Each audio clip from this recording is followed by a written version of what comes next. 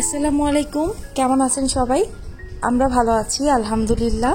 অনেক দিন পর নিজেরা এমনিতে ঘুরতে যাওয়ার জন্য শাড়ি পরেছি, ম্যাচিং করে গয়না পরেছি, এত ভালো লাগছিল। আর স্পেশাল একটা দিন ছিল।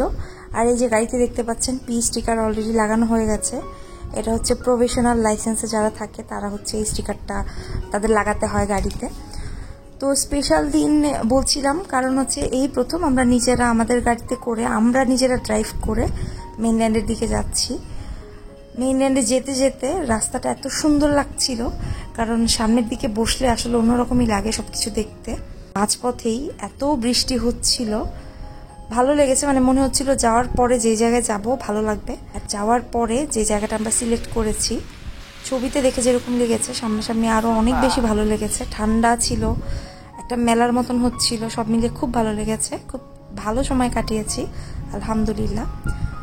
তো আমরা তো চলে যাব, যাওয়ার আগে এই ছোটো ছোটো ভিডিও ক্লিপগুলা রেখে দিচ্ছি স্মৃতি হিসেবে।